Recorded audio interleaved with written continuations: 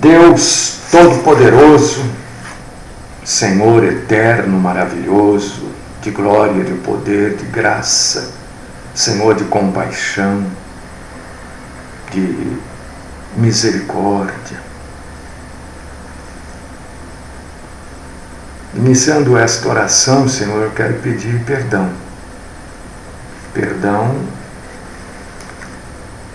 por todos os meus erros, por todos os meus pecados, perdão por todas as minhas falhas, por toda a minha falta de iniciativa, perdão pelos meus excessos, perdão pelas minhas faltas de atitude. Quero pedir o teu perdão. Quero te agradecer, te glorificar, te exaltar e pedir que o Senhor receba este nosso culto de adoração, de honra, louvor, de glória. Pedir que o Senhor nos instrua na proclamação da tua palavra, na importância disso que vai ser dito hoje e amanhã. Que o Senhor esteja com cada um de nós, nos fortalecendo, principalmente, Senhor, nas nossas fraquezas, porque somos extremamente fracos. Nos livrando de toda forma do mal, principalmente da mentira. E que o Senhor esteja conosco, nos ajudando. E ajudando também, Senhor, aquelas pessoas todas, os meus irmãos e irmãs, que vão participar conosco deste culto, que eles possam entender o que vai ser dito hoje aqui. E que isso sirva de fortalecimento para todos eles. Sirva de alívio. Esta é a minha oração, Senhor. No nome sagrado, santo e poderoso do nosso Salvador, Jesus, o Cristo. Amém.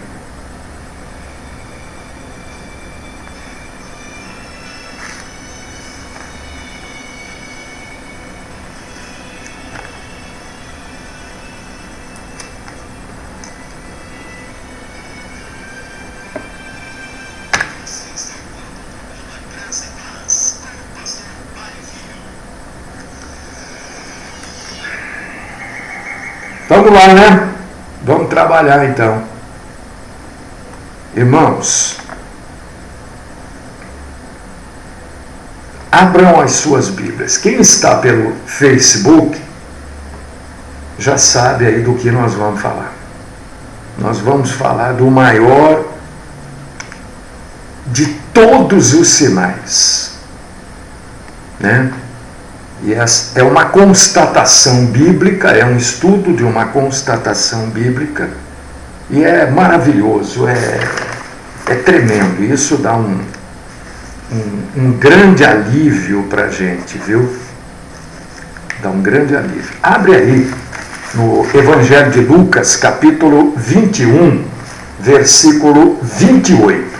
Lucas 21, 28. Vamos ler juntos. Se você tiver a Bíblia,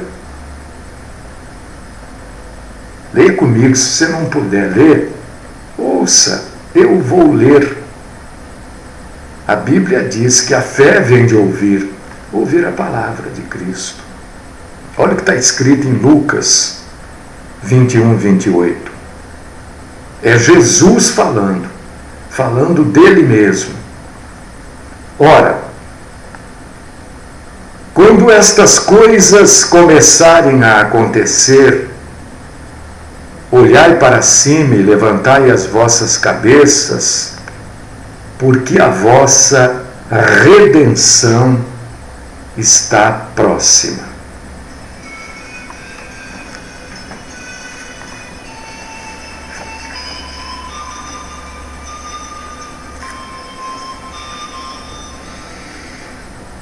Eu vou, durante a explanação da palavra, hoje e amanhã, eu vou indicar para a leitura muitas passagens da Bíblia. E isso vai ficar gravado. Se você perder alguma, depois você entra aí e anota. E é importante que você leia, porque para você confrontar até o que eu estou falando, o que eu vou falar, e para você se firmar na Bíblia, né? Então eu vou citar muitas passagens eu vou falar, olha, leia lá Mateus, capítulo tal, versículo tal, né? Eu vou falar hoje e amanhã, porque o assunto é longo, do maior de todos os sinais que indicam o fim dos tempos. O fim está extremamente próximo. E a Bíblia nos dá esta informação. Essa informação não é minha, é bíblica, né? Hoje, por todo lado que a gente olha, parece que a gente só vê violência, raiva e devassidão. Pessoas devassas.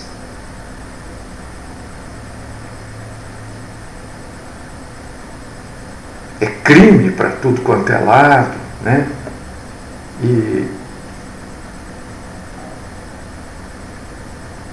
a coisa vai crescendo, né? Corrupção, violência sexual, imoralidade de toda a espécie. E foi isto, da forma que está, que o apóstolo Paulo disse que aconteceria nos últimos dias. Ele diz assim que as pessoas seriam amantes de si mesmas. Isso aqui é uma época em que as pessoas amam e são ensinadas a amarem a si próprias. Isso aqui é uma época mais forte do que essa. As pessoas são ensinadas desde pequena a amarem a si próprias e a amarem o dinheiro.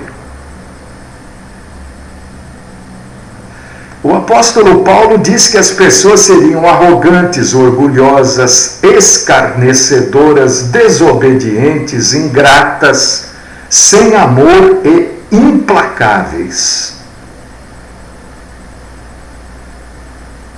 Não é isso que acontece nos dias de hoje? Olhe para as crianças. Simples. Hoje, é raro você encontrar alguém que considere alguma coisa sagrada. As pessoas hoje são caluniadoras. Elas falam com a maior facilidade dos outros, mesmo sem saber, até mesmo sem conhecer. Eu creio que, por aquilo que a gente estuda, né? Na história do mundo, as pessoas nunca tiveram tanta falta de autocontrole como hoje. As pessoas, não é um ou outro personagem, são as pessoas mesmo. O apóstolo Paulo acrescenta que essa última geração seria marcada pela crueldade, pelo ódio a tudo aquilo que é bom,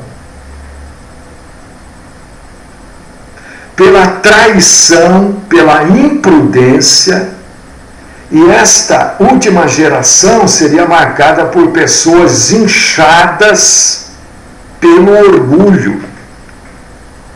Esta última geração, diz o apóstolo Paulo, que as pessoas seriam mais amantes dos prazeres do que de Deus.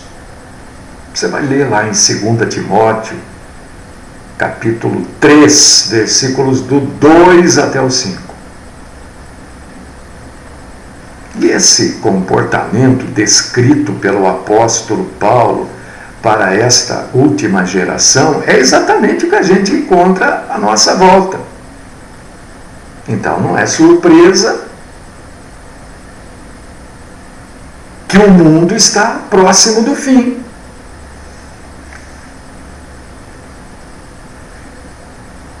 E eu creio que exista dentro de cada um de nós pessoas tementes a Deus, né? Este sentimento também. E esse sentimento de que o mundo não vai durar muito do jeito que está, nos convence. Mas o que também nos convence é que os profetas do passado e o próprio Cristo Jesus citaram eventos específicos dos últimos tempos. E quando a gente começa a observar, né, porque às vezes a gente tem que tirar um pouco os nossos olhos das nossas necessidades e olhar um pouco além.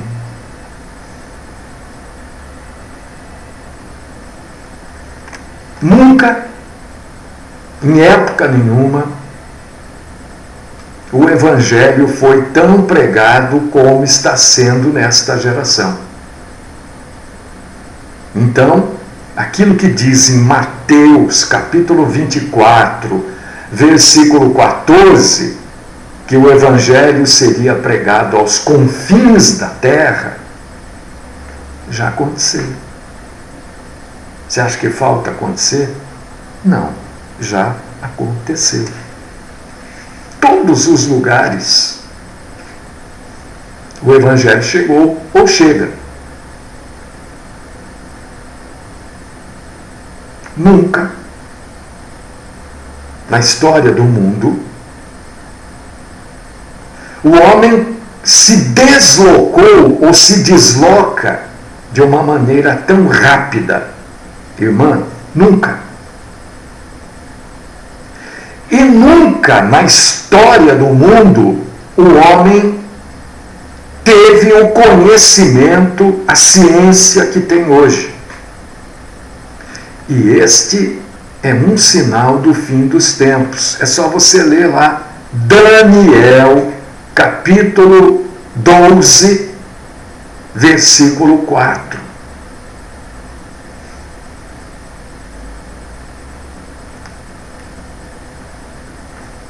Um evento que, né, chacoalha, pouca gente dá atenção. Que bom que me parece que o presidente da República,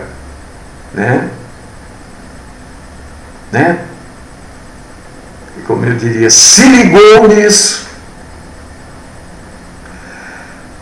O povo judeu controla novamente Jerusalém. Há uma pequena areazinha lá em Jerusalém que é uma coisinha de nada, mas existe ainda, que é de controle árabe. Mas a cidade, de uma maneira geral, é controlada pelos judeus. E isto é um grande sinal do fim dos tempos, conforme Lucas 21, 24.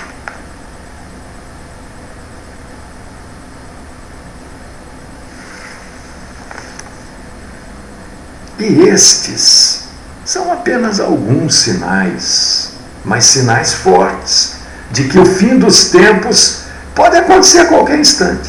Não tem mais nada para acontecer. É isso que eu quero que você entenda. Não tem nada, não falta nada para acontecer, para que tudo se transforme de maneira radical no planeta Terra.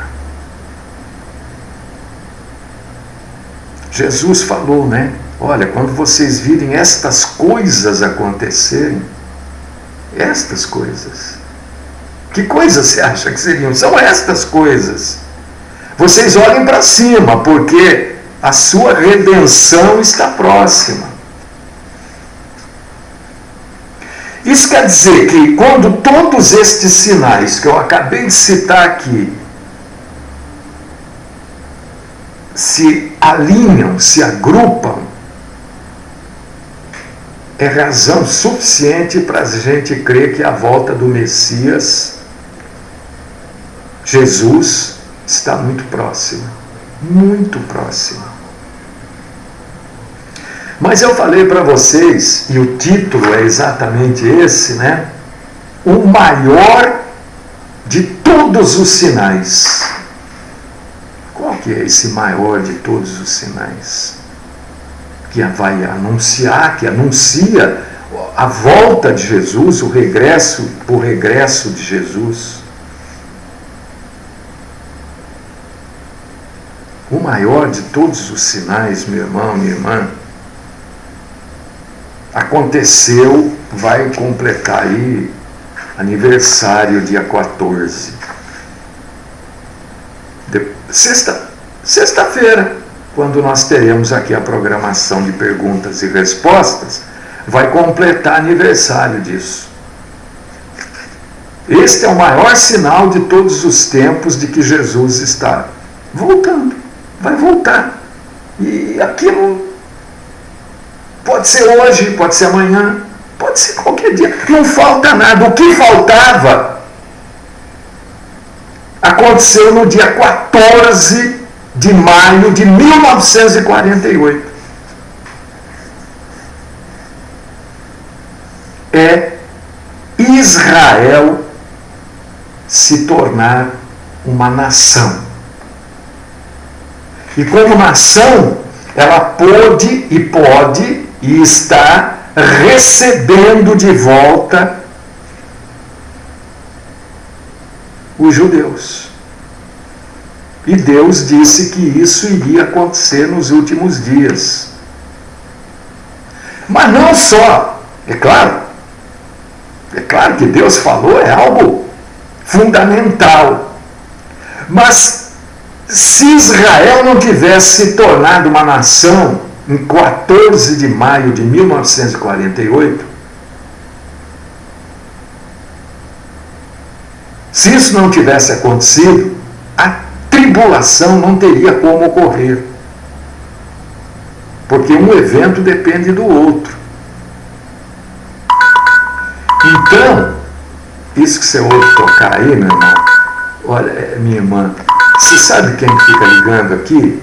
São esses, desculpa usar esse termo, né? Mas são esses chatos desse telemarketing. Gente, eu não aguento mais isso. Cada telefone que eles ligam, eu bloqueio, eles ligam de um outro. Daqui a pouco, quando terminar o programa, eu vou abrir, vou ver esse telefone e vou bloquear. Eles vão ligar de um outro. Agora eles vão ligar no fixo daqui a pouco.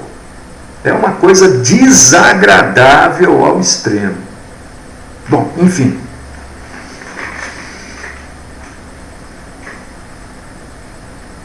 Há uma série de eventos anunciados por Jesus Cristo e pelo apóstolo Paulo que só faz sentido quando Israel estiver reagrupado de novo na sua terra. Por exemplo, a aliança com o anticristo na grande tribulação para isso acontecer, Israel precisa estar reagrupado. Estar reagrupado, que eu digo, é como nação. Os judeus que se espalharam pela diáspora, pelo mundo todo, retornando para a sua terra.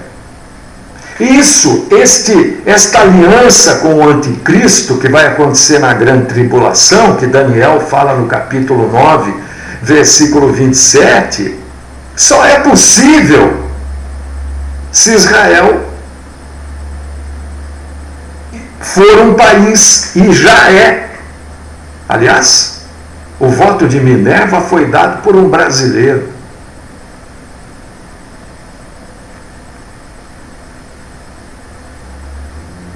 E o propósito, a tribulação não é só ira de Deus.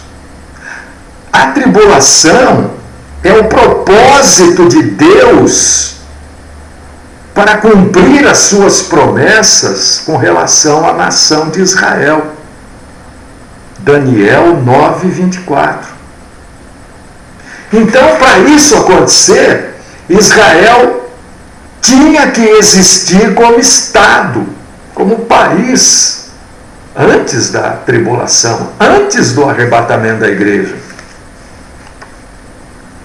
Já aconteceu. Desde 14 de maio de 1948, Israel é reconhecido mundialmente como nação. Jerusalém. Eu tive, e eu agradeço a Deus, como eu agradeço a Deus por ter tido a oportunidade de conhecer, né, e ter vivido um pouco em Jerusalém. Só quem conhece é que pode falar de Jerusalém. Né? Eu, como fiz um curso lá, vivi um pouquinho lá.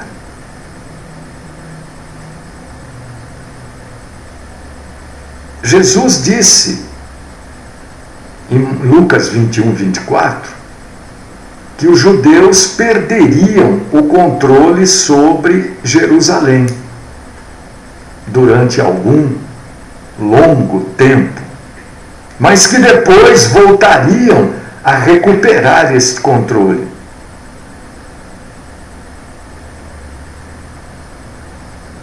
Então a tribulação não poderia ocorrer sem que os judeus tivessem o domínio de novo da cidade de Jerusalém. Por causa disso que Israel tinha que ser um país. E, de uma maneira simplista, Jerusalém é dos judeus, salvo uma pequenina área árabe.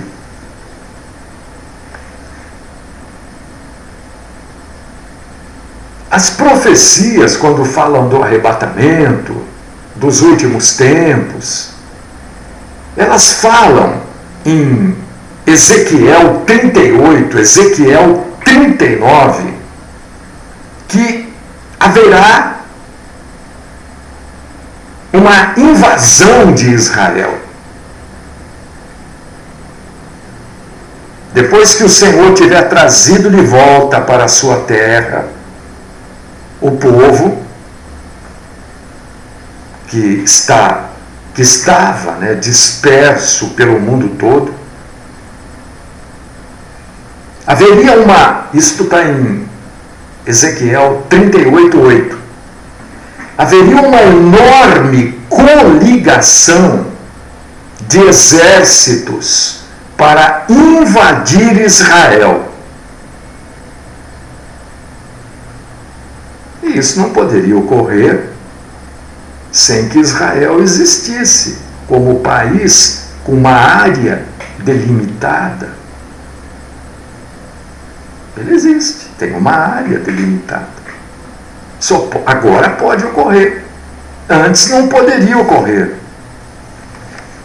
E nesta invasão, o profeta Ezequiel afirma que nos últimos dias,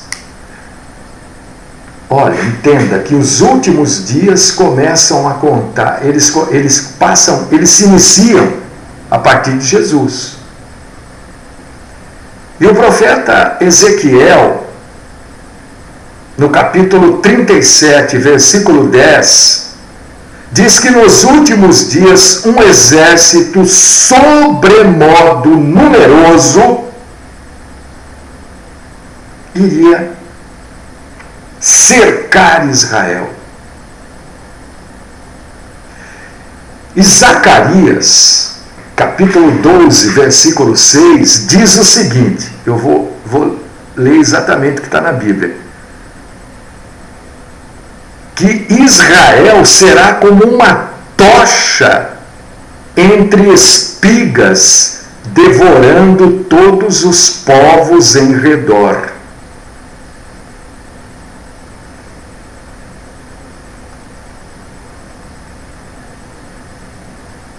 Zacarias e também Ezequiel dizem que neste dia até o mais fraco, e o mais fraco aí se refere ao mais fraco soldado judeu, será como um Davi. Leia lá. Zacarias capítulo 12, versículo 8. E isto só pode ocorrer, ou só poderia ocorrer, depois que Israel se transformasse num país. Só um país pode ter um exército. Olha que maravilha.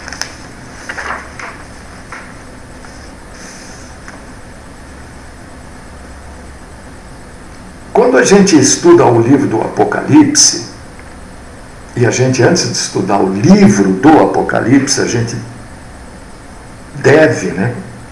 Cada um faz como quer, mas a coerência diz que nós precisamos primeiro estudar as 70 semanas de Daniel, lá no livro de Daniel, e no meio das 70 semanas de Daniel, se é o meio, é o fim dos 3 primeiros anos da tribulação, que será de 7. Então, no meio da grande tribulação, que corresponde lá em Daniel a uma semana profética, o anticristo porá um fim aos sacrifícios e ofertas de manjares que estarão sendo realizados no templo de Jerusalém. Eu não sei se você sabe, isso está em Daniel capítulo 9, versículo 27. Eu não sei se você sabe, mas este templo pode ser construído em questão de meses. Porque tudo, absolutamente tudo, para a construção do templo já existe. Está separado, está pronto. Só falta levantar o templo. Até as roupas sacerdotais, existe uma escola, acho que é Haifa, que ensina como se faz as roupas. É uma escola, né? Porque as roupas sacerdotais são de pedras, pedraria e tal. Tudo está pronto. A menorá de ouro que estará no templo, se você entrar no meu Facebook, você vai ver uma foto da menorá. Ela está blindada, né? Eu fiquei ao lado dela, toda blindada, pode dar tiro, bomba, que não estoura aquilo, mas ela já existe. Tudo pronto. Então a construção do templo não vai ser como construir um prédio aqui que leva às vezes anos, né? Não, aquilo será levantado rápido demais. As madeiras, tudo, as plantas, tudo pronto.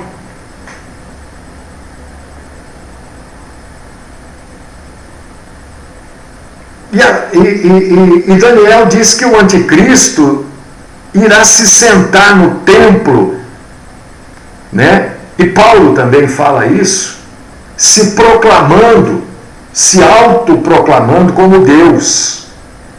2 Tessalonicenses, capítulo 2, versículos 13 e 4. E isto será o ápice dos atos de profanação. E Jesus Cristo fala disso e ele dá um nome para isso.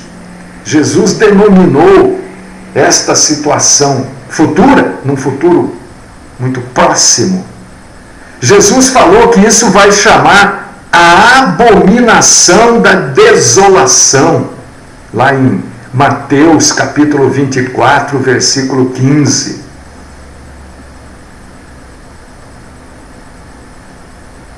Bom, você deve estar falando assim, né? Está tudo pronto, não falta nada, e não falta mesmo, e está tudo pronto mesmo, né? Para Jesus voltar, levar a igreja e ter início a tribulação. A tribulação vai acontecer em 7 anos, 3 anos e meio, chamado de tribulação, e mais 3 anos e meio para completar os 7, chamado de grande tribulação.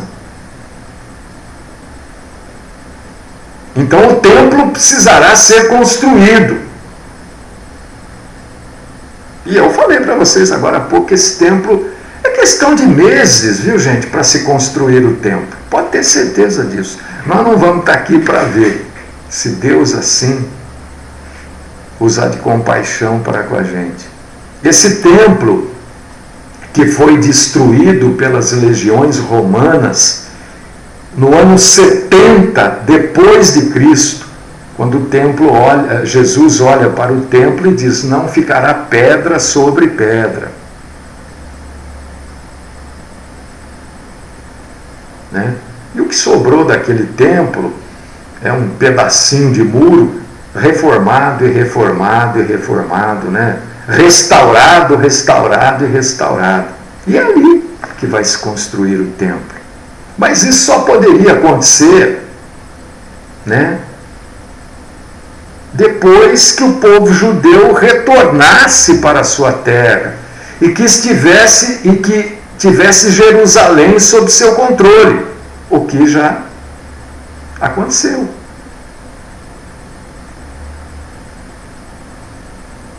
Nada disso que eu acabei de falar poderia ocorrer sem que Israel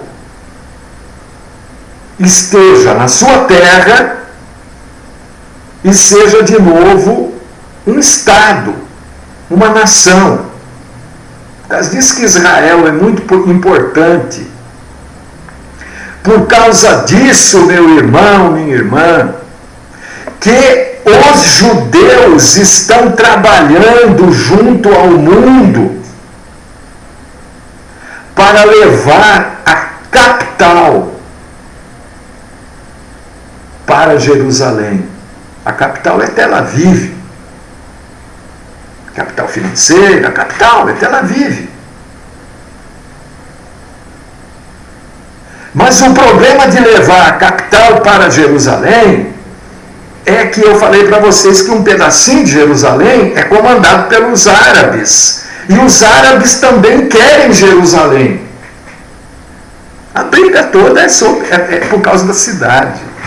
Olha como essa cidade é importante para o equilíbrio mundial.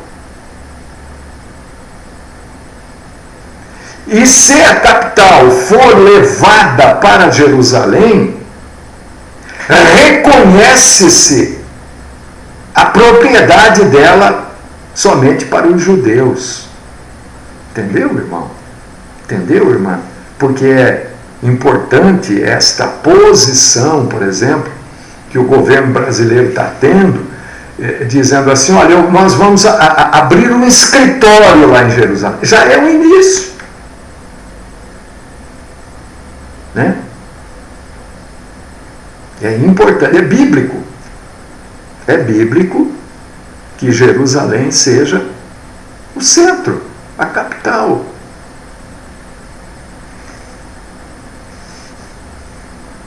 Falta muito? Nada. Falta muito? Não falta nada. Absolutamente nada. Então não há. Quando eu coloco no título o maior de todos os sinais para a volta de Jesus. O maior de todos os sinais aconteceu exatamente em 10 de maio de 14 de maio, perdão, 14 de maio de 1948. Né? Quem estava vivo nesta época e era cristão, olhava e falava, mas nem existe. Israel nem é uma nação. Israel é um grupo de pessoas lá naquela terra. Israel não existia antes de 14 de maio de 1948. Aos olhos do mundo, irmão, irmã, Israel tinha desaparecido para sempre antes de 14 de maio de 1948. Você vê que a Bíblia, né, a gente sempre encontra pessoas dizendo, mas a Bíblia foi escrita por homens. Homens mudaram, escreveram o que eles queriam. Não escreveram o que eles queriam. Porque aqueles que liam a Bíblia Sagrada em 1800, em 1700, em 1500, falavam, mas não existe Israel. Isso aqui não vai acontecer nunca. Já aconteceu. Israel existe. E é uma das grandes potências do mundo. Por que que existe? Porque Deus prometeu. Porque ninguém mudou isso aqui. Deus prometeu trazer de volta o seu povo para a terra prometida, a terra de Israel.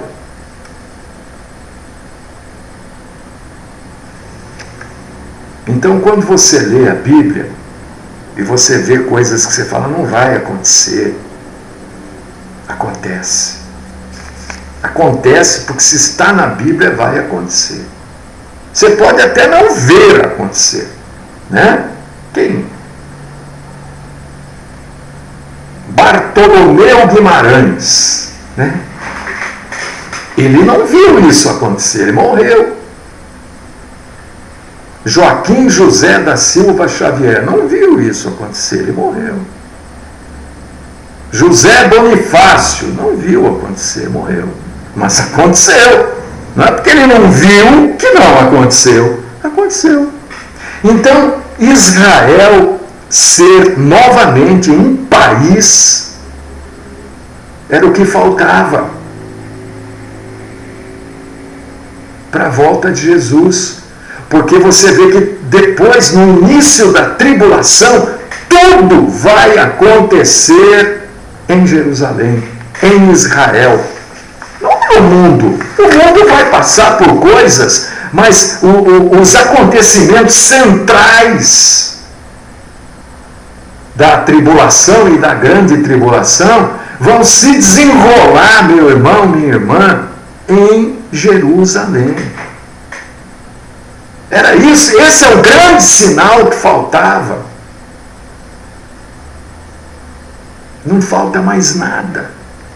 Não fique esperando terremoto, não fique esperando guerra, fome, não falta mais nada para Jesus voltar. O que faltava vai fazer aniversário aí, sexta-feira, dia 14 de maio de 1948, um brasileiro que eu nunca estou tentando lembrar o nome, acho que o sobrenome é Aranha. não consigo lembrar o nome, mas o sobrenome, se não me falha a memória é Aranha. Deu o voto que fez com que Israel fosse reconhecido mundialmente como nação novamente. Era isso que faltava. Para a volta de Jesus, para Jesus levar a igreja, era isso que faltava. Então vamos parar com essa bobagem de isso tudo já aconteceu.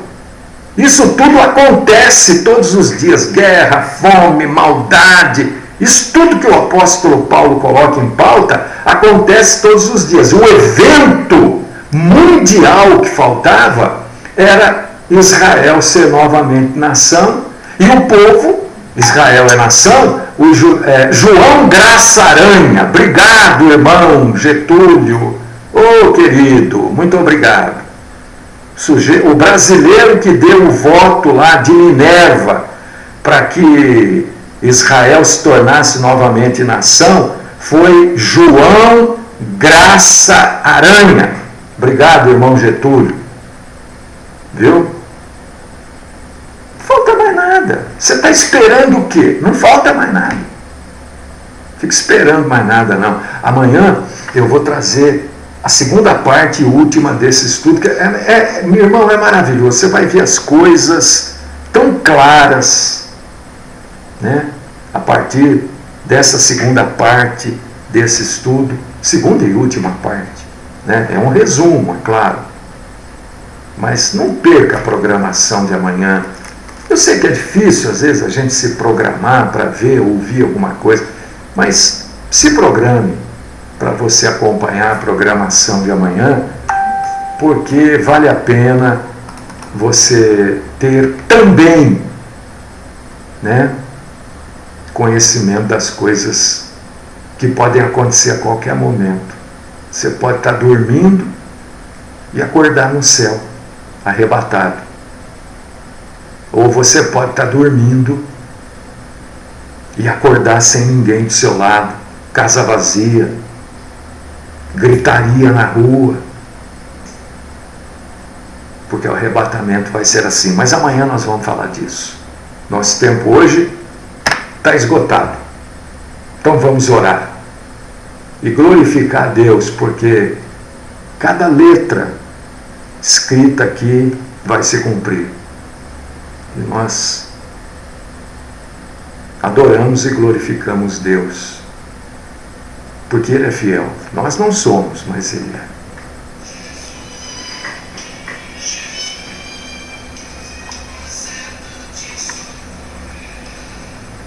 Amado Deus, querido e poderoso Pai Santo, Senhor, nós te agradecemos, Senhor. Te glorificamos por tudo isso que o Senhor nos ensinou hoje. Graças nós te damos. Amanhã tem muito mais e nós vamos ficar preparados, Senhor. Sei lá, né? De repente a gente nem vai estar aqui amanhã, estaremos junto do Senhor. De repente este mundo amanhã acorda já na tribulação. Não sabemos, mas é a nossa esperança, né, de estarmos junto do Senhor. Graças nós te damos. Esta é a minha oração, no nome do nosso Senhor e Salvador, aquele que vai voltar, aquele que vai reunir o seu povo junto dele, Cristo Jesus. Amém.